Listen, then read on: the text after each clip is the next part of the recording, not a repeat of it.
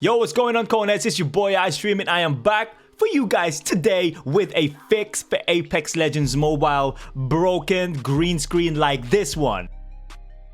So yesterday I tried to play the game and the game just got progressively worse as every match went. It seemed like the game was literally just unrendering every asset. Every game that I went into, the green patches just got bigger and bigger and bigger until I literally just couldn't see anything, the guns, the characters, or anything like that. So yesterday I had so much planned. I was going to stream for about 8 to 10 hours and I couldn't even get past the 20-minute mark because I just literally couldn't see anything. So I was upset. I was trying to figure out what the hell to do, signing into a new account. I even literally uninstalled the game and then I had to install it right from scratch. Sensitivity settings, like reset, everything was reset. But that didn't fix it. But this morning, I went to backtrack a little bit and just try to remember what I did in the last couple of weeks to potentially have changed this. This video is more specific for ROG Phone 5 users. However, if you're having the same issue and you don't have a ROG Phone 5, then the same process might fix it for you. Because as with most gaming phones right now, the gaming phones seem to have some sort of like built-in software, like a game boosting software, specifically if it's games like Red Magic Gaming, Black Shark, ROG Phone 5, or ROG phones. So these phones are typically built with game boosting softwares in them, and that was actually the thing that broke my game. So what I'm gonna do in this video, guys, is just basically show you how to fix that. Without wasting any more time, let's kick it.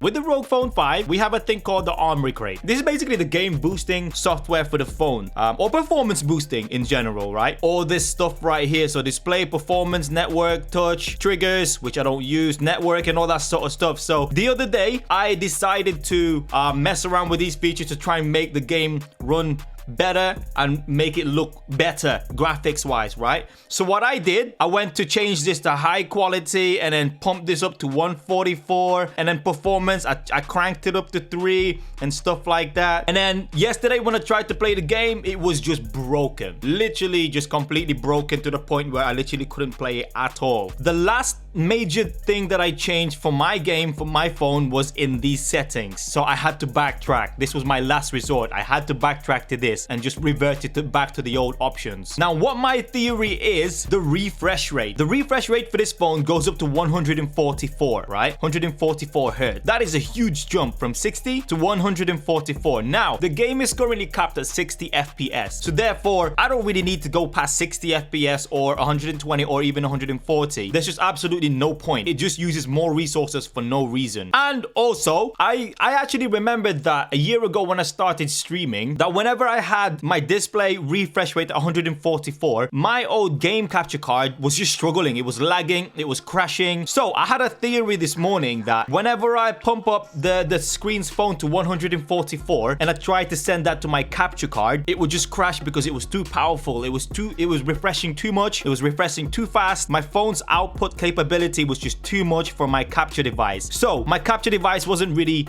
performing at all, and then it was just crashing my stream. I couldn't stream at all. So I thought, you know what, that might actually be the case. 144 refresh rate for this screen might be pulling too much from the game, that the game is saying no, sir, you cannot have this much refresh rate. So it just kept on crashing. I'm not exactly sure specifically what it is that fixed my issue, but what I did was I turned down graphics boost from high quality to balanced where it was before, and then I dropped my refresh rate all the way down to 60. And also, as far as performance go, I don't really use my phone for anything else, so I dropped it back to level 1 because the phone doesn't really do anything but play the game and mirror my phone to my capture card. So as far as anything goes, I don't really need to force restrict any background CPU usage or memory cleaner or anything like that. I turned off CPU restriction and also memory cleaner. I went back in the game today and I'll show you guys. Okay, so what we'll do is we'll jump in the game. What happened yesterday was, as soon as as I get into the character selection screen, everything was green. And that was an indicator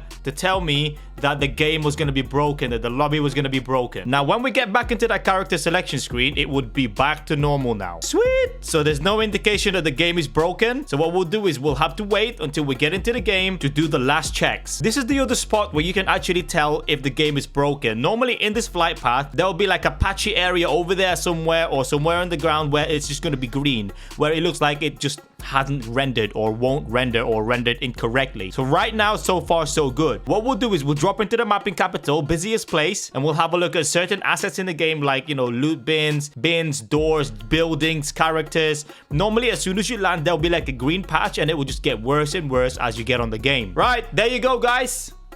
As it stands, there is absolutely no green patches, nothing at all.